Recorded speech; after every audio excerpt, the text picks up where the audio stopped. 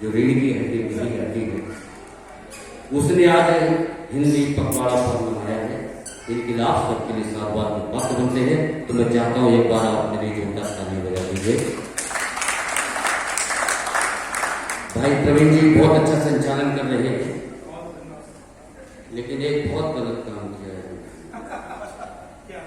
कोयल के बाद कौए को बोला।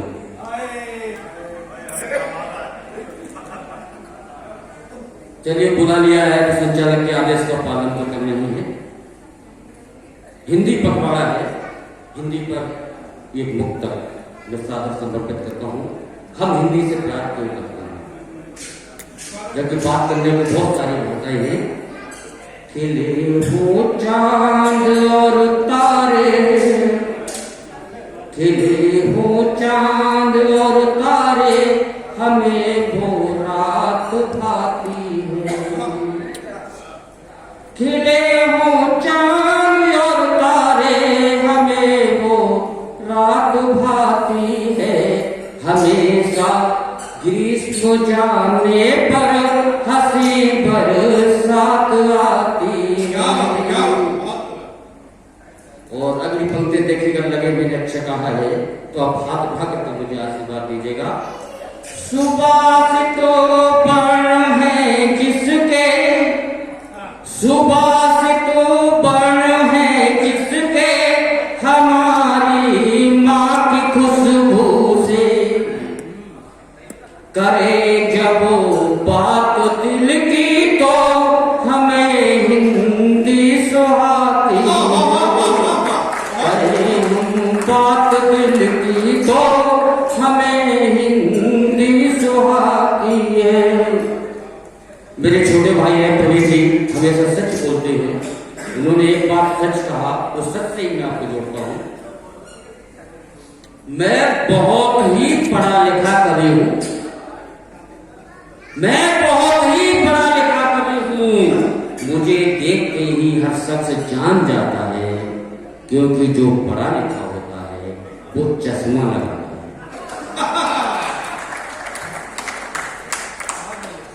क्योंकि जो पढ़ा लिखा होता है वही चश्मा लगाता है। लेकिन मैं अपनी कविताओं में बिल्कुल भी बुद्धि नहीं लगाता, लेकिन मैं अपनी कविताओं में बिल्कुल भी बुद्धि नहीं लगाता हूं, क्योंकि बड़े बुजुर्ग कह कर गए हैं, जिस चीज की कमी हो उसे सहेजना ही सही है। जब ले लेकर के काम चलता हो तो खर्च करना समझदारी नहीं, तो खर्च करना समझदारी नहीं है। अगर आपको संदेह हो रहा हो मेरी पढ़ाई लिखाई पर, तो मैं कुछ बातें आपको सीधे सीधे जोड़ता हूं। आप सब लोग उस चीज को मानते हैं, लेकिन शायद जानते कम लोग होंगे। एक सवाल उठता है कि लोग महिलाओं को शमशान में क्यों नहीं ले जाते? बताइए, आप सब पालन करते हैं, खूब देखते हैं, लोग महिलाओं को शमशान में क्यों नहीं ले जाते हैं? लोग महिलाओं को शमशान इसलिए नहीं ले जाते हैं क्योंकि वो मुर्दों को जिंदा करवाती हैं।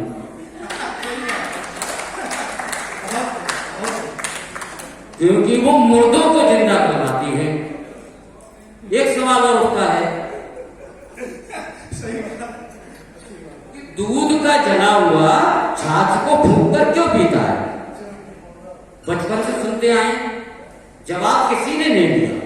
जवाब उसका मैं देता हूं।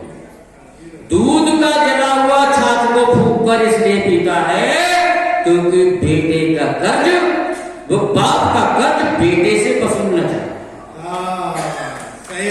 सही क्या क्या? और एक बात हो, सबसे सुखी इंसान कौन होता है? सब देखेंगे, किसी को कहेंगे ये दुख है वो दुख है, लेकिन मैं बताऊं सबसे सुखी कौन होता है? सबसे सुखी इंसान वही होता है जो रोज रात को 2 बैग लेकर सोता है।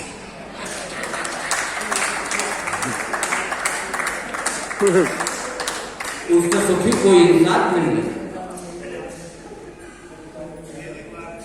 एक और बड़ा छोटा सा प्रश्न है, बिल्कुल सही बात बता रहा हूं ना भाई, और समझ में आगे ताली बजा रही हो क्या? एक बार गजल और भाषण में क्या अंतर होता है?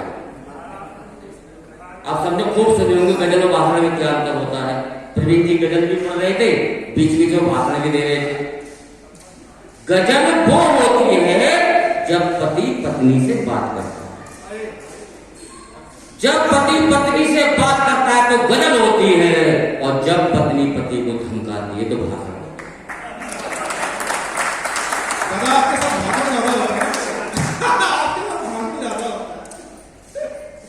तो भाषण होता है।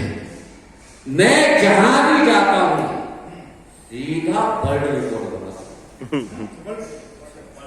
वर्ल्ड इसलिए बोल रहा हूं कि मैंने पढ़ा लिखा बोला, आप बिना समझे से अंग्रेजी नहीं आती, नहीं विश्व भी बोल सकता है।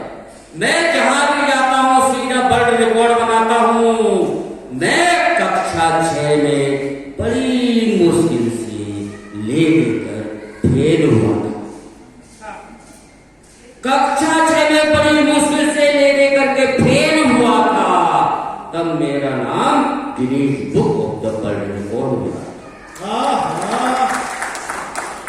तब मेरा नाम Guinness book of the world record में आया था। क्योंकि ले लेकर पास तो सभी हो जाते हैं, पर कोई फेल नहीं हुआ। ये रिकॉर्ड है मेरे साथ जो जो रहते हैं सबके सब वर्ल्ड रिकॉर्ड ही बनाते हैं। मेरी पत्नी बड़े ही धर्म कर्म वाली है, बिल्कुल सही सही बात बता रहा हूं, हास्य इसका कभी कभी झूठ नहीं बोलता है। मेरी पत्नी बड़ी ही धर्म कर्म वाली है। सुबह ही सुबह नहा धोकर नंगे पांव मंदिर जाती है, लेकिन जब लौट कर आती है तो नए जूते पहन कर आती है।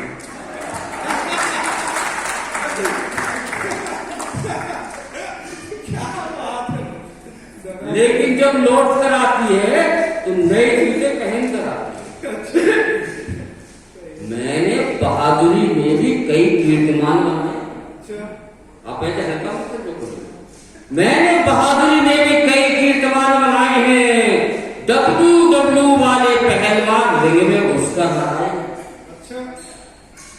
मैं घर के सारे काम बड़ी तसल्ली से करता हूं। झाड़ू फराता हूं, पोछा लगाता हूं, खाना बनाता हूं, सबको खिलाता हूं। फिर भी अगर मेरी पत्नी गुस्से में बेरन उठाती है तो चारपाई के नीचे घुस जाता है।